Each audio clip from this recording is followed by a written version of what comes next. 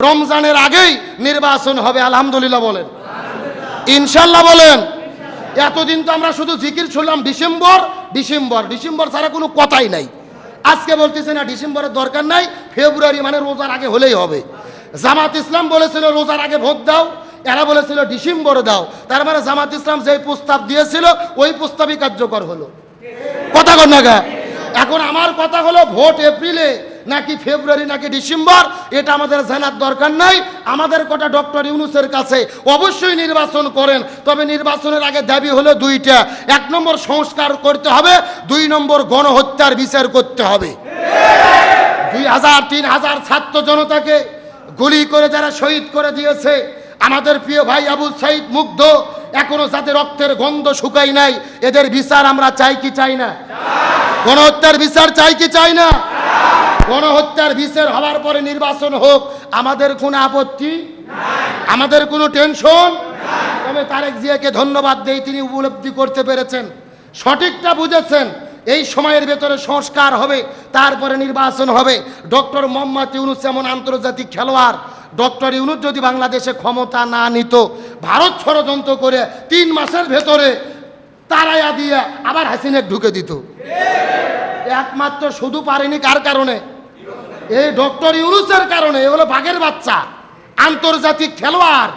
আজকে তিনি লন্ডনে ব্রিটেনের যেই রাজা রয়েছে সেই রাজা কর্তৃক কিং চার্লস হারমোনি অ্যাওয়ার্ড তাকে পুরস্কার দেওয়া হয়েছে, আলহামদুলিল্লাহ বলেন। আছে এই দুনিয়ায় যত শাসন ব্যবস্থা আছে সবগুলোকে পরিবর্তন করে কোরআনকে বিজয় করার জন্য নবীকে প্রেরণ করা হয়েছে। সুবহানাল্লাহ বলবেন না? তাহলে নবীজির মূল দায়িত্ব, মূল মিশন এবং ভীষণ হলো শুধু নামাজ রোজা হজ যাকাত নয়। নবীজির মূল দায়িত্ব ছিল এই জমিনে কি বিজয় করা? আরো জোরে বলেন।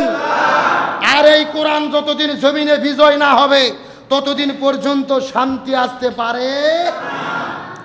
আমার প্রিয় বন্ধুগণ, মুসলমান ভাইরা গভীর মনোযোগ লক্ষ্য করুন। আমার নবীজি জমিনের ভেতরে শান্তি প্রতিষ্ঠা করার জন্য 17 বছর বয়সের ভেতরে একটা দল গঠন করেছিল, যে দলের নাম হলো হিলফুল ফুজুল।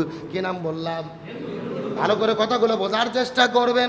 নবীজি 17 বছর বয়সের ভেতরে হিলফুল ফুজুল নামক দল গঠন করার পরে 17 বছর থেকে শুরু করে 40 বছর পর্যন্ত, 1 নয় 2 নয় 23 বছর পর্যন্ত নবীজি চেষ্টা করেছে। নবীজির দল ছিল, দলের মধ্যে কর্মী ছিল, কর্মীর অভাব ছিল না, দলেরও অভাব ছিল না। কিন্তু 23 বছর ধরে নবীজি চেষ্টা করার পরেও দুর্ভাগ্যজনক ব্যাপার হলেও সত্য, নবীজির দলের মাধ্যমে জমিনে শান্তি কায়েম করতে পারলো। ভালো করে বোঝার চেষ্টা করবেন। আপনার আমার মতো যেন তেন কোনো হুজুর নয়, এলাকার তেল তেলা গোয়েন্দার নয়, স্বয়ং নবীজি 23 বছর ধরে তার দলের দ্বারা শান্তি কায়েমের জন্য চেষ্টা করলেন, কিন্তু নবীজি শান্তি কায়েম করতে পারল না। কিন্তু নবীজির বয়স যখন 40 বছর হয়ে গেল, আল্লাহ নবীজির উপরে যখন কোরআন নাজিল করলেন, ওই 40 বছর থেকে শুরু করে 63 বছর পর্যন্ত নবীজি 23 বছর কোরআনের দাওয়াত দিলেন। এই কোরআন যখন জমিনের মধ্যে কায়েম হয়ে গেল, তখন জমিনের মধ্যে শান্তি প্রতিষ্ঠা হয়ে গেল।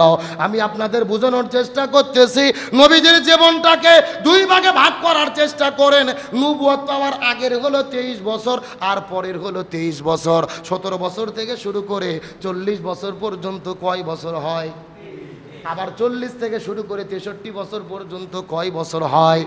এই দিকে 23 বছর, ওই দিকে 23 বছর। আগে 23 বছর নবী চেষ্টা করলেন, কিন্তু নবীজি শান্তি কায়েম করতে পারলো না। পরে 23 বছর নবীজি কেন শান্তি কায়েম করতে পারলো?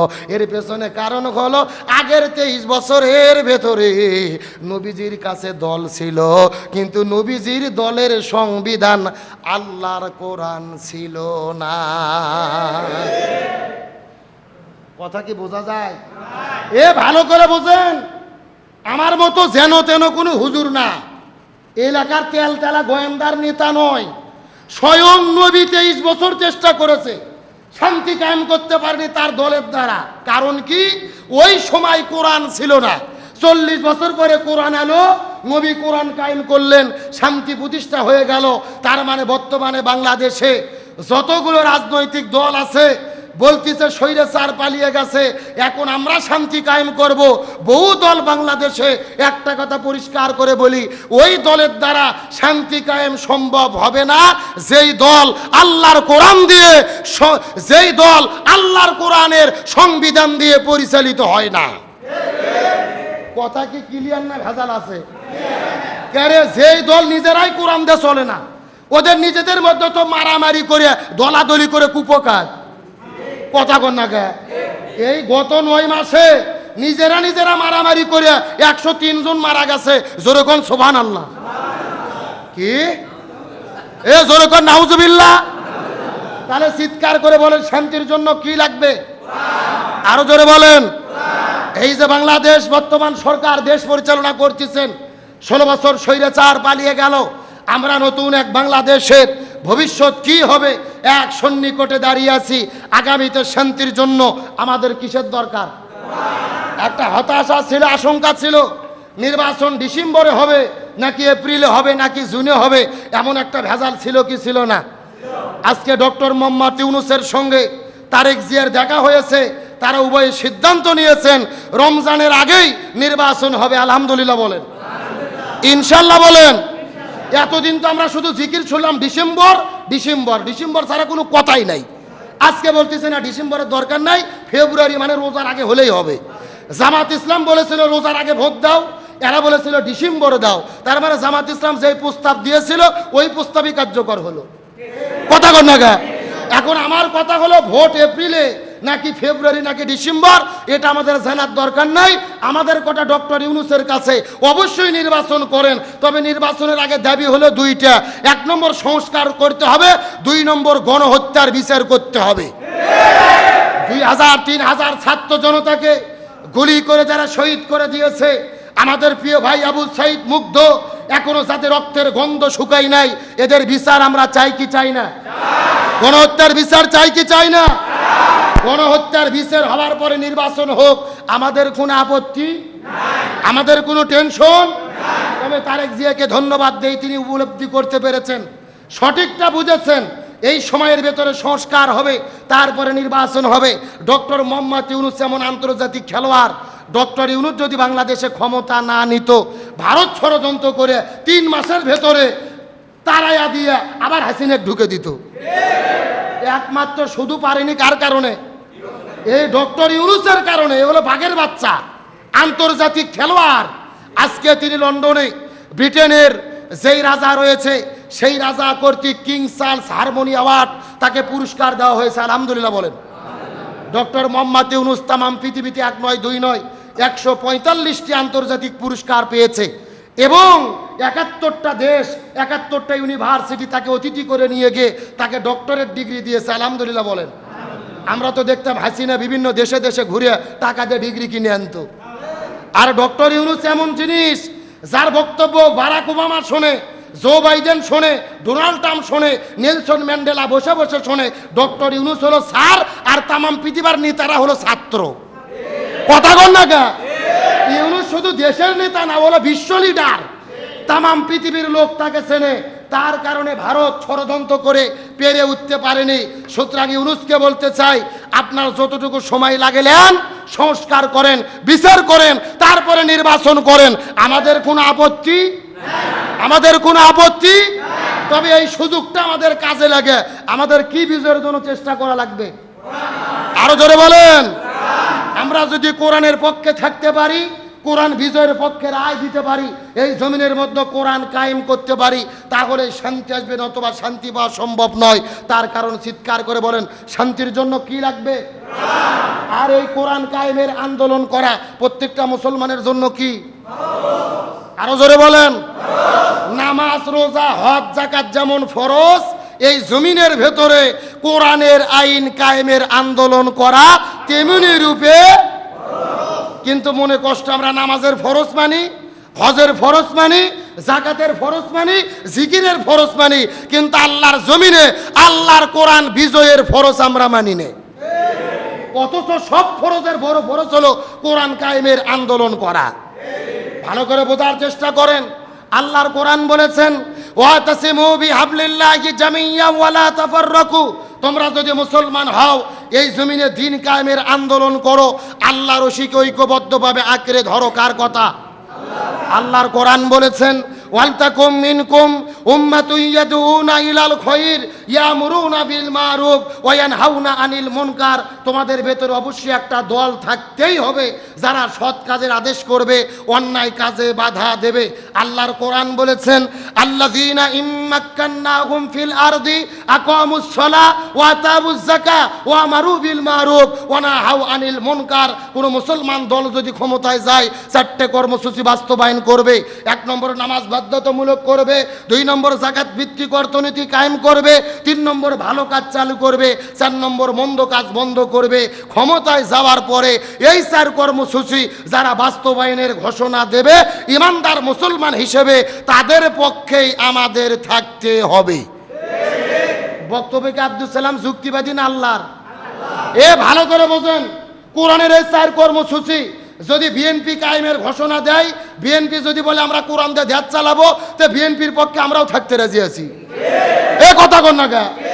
তার কারণ আমরা কোনো দলের ক্ষমতা চাই না, আমরা কোরআনের ক্ষমতা চাই। জোরে বলেন, কার ক্ষমতা চাই?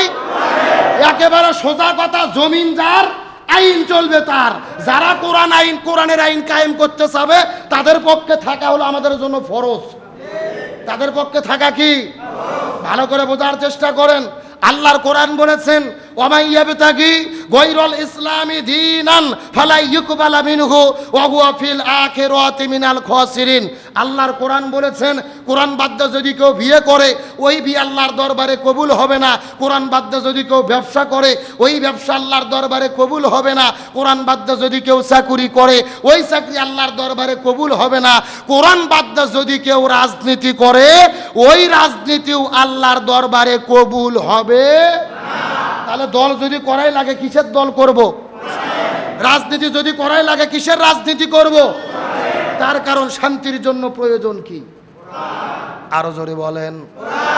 এই জন্য আল্লাহ সুবহানাহু ওয়া তাআলা বলেন, ওমান আরাদা আন যিকরি ফাইন্না লাহু মাঈশাতান দানকা ওয়া নাহশুরুহু ইয়াউমাল কিয়ামাতি আমা। আর জোরে বলেন আল্লাহু আকবার। সূরা তোহা 16 নম্বর পারার 19 নম্বর পৃষ্ঠার 13 নম্বর লাইন 124 নম্বর আয়াতে কারিমা তাফসীর ইবনে কাসিরের মধ্য থেকে বলতেছি, আল্লাহ তাআলা ডাক দিয়ে বলে, পৃথিবীর মানুষেরা ভালো করে বোঝার চেষ্টা করো। যদি কোরআন বাদ দিয়ে জীবন পরিচালনা করো, ব্যক্তি, পরিবার, সমাজ, রাষ্ট্র থেকে শুরু করে রান্নাঘর থেকে শুরু করে সংসদ ভবন পর্যন্ত, যদি কোরআন বাদ দিয়ে তোমরা জীবনটা পরিচালনা করতে থাকো, আর যদি শান্তির জিকির করতে থাকো, আমি আল্লাহ তোমাদের জীবনে কোনো শান্তি রাখবো না, বরং মাঈশাতান দঙ্কা, তোমাদের জীবনটা আমি আল্লাহ অশান্তিতে ভরে দেব। আল্লাহ বলতেছে, যারা কোরআন মানবে না, ওই দেশের মধ্যে, ওই সমাজের মধ্যে অশান্তি কে দেবে? তাহলে চিৎকার করে বলেন, শান্তির জন্য কি লাগবে? এই জন্য আল্লাহর কোরআন কত চমৎকার করে বলেন, ফামান তাবিয়া হুদায়া ফালা খাউফুন আলাইহিম ওয়ালা হুম ইয়াহজানুন। আল্লাহ বলেছেন, ফামান তাবিয়া হুদায়া, যারা কোরআনটা জীবন পরিচালনা করবে, আমি আল্লাহ তাদের জীবনটা শান্তিতে ভরপুর করে দেব। কোনো ভয় নাই, কোনো টেনশন নাই। ভালো করে বোঝার চেষ্টা করেন। এই যে এখানে আপনারা লিখে দিয়েছেন আব্দুল সালাম যুক্তিবাদী, আমি যুক্তিতে কিছু কথা আপনাদেরকে বুঝাই। মনে করেন যে বাংলাদেশের ঢাকা শহরে বিশাল বড় একটা পানির ট্যাঙ্কি আছে। যেরকম কিসের ট্যাঙ্কি? ওই ট্যাঙ্কির মধ্যে থেকে পাইপ দিয়ে দিয়ে বাংলাদেশের 64টা জেলায় পানি সাপ্লাই দেওয়া হয়। কিন্তু ঢাকাতে যে পানির ট্যাঙ্কি আছে, ওই ট্যাঙ্কির ভেতরে একটা মরা বিড়াল মরিয়ে পচে গন্ধ উঠে আছে। আমার কথা বোঝা যায়? এখন একটা পাইপ আস্তে আস্তে আস্তে আস্তে আপনাদের বগুড়া রানীর হাটেও এসেছে। এখন বলেন তো, পাইপ দিয়ে যে পানি বের হচ্ছে, ওই পানি ভালো না গন্ধ? আমার কথা বোঝা যায়? ওই পানি ভালো না গন্ধ? এখন গন্ধনা পানি বের হওয়ার পরে বগুড়া জেলাতে যত বড় বড় হুজুর আছে, ইমাম, মুয়াজ্জিন, খতিব, মুফতি, মুহাদ্দিস, ফকি, সব আলেমদেরকে ডেকে বলা হয়েছে, এই হুজুরের গোষ্ঠীরা, এই যে গন্ধনা পানি বের হচ্ছে, তোমরা ফু দিয়ে দিয়ে পরিষ্কার করো। হবে? কি মনে হয় হবে? আচ্ছা, বগুড়া জেলার হুজুর তো দূরের কথা, কাবা শরীফের ইমামও যদি এসে ফু দেয়, পানি পরিষ্কার হবে? আচ্ছা বলেন তো, পানি পরিষ্কার করতে গেলে কি পরিষ্কার করা লাগবে? ওই ঢাকা শহরের ট্যাঙ্কি পরিষ্কার করা লাগবে, এটাকে বুঝতে পেরেছেন? এবার আসল ওয়াজ শোনেন, আসল ওয়াজ। এই বাংলাদেশের শান্তি প্রতিষ্ঠার একটা ট্যাঙ্কি আছে, যার নাম হলো সংসদ ভবন। আরো জোরে বলেন। আর ওই সংসদ ভবনের ভেতর থেকে বাবার আইন, দাদার আইন, চাচার আইন, খালুর আইন, ফুপার আইন, কার্ল মার্ক্সের আইন, লেনিনের আইন, পুতিনের আইন, সক্রেটিসের আইন,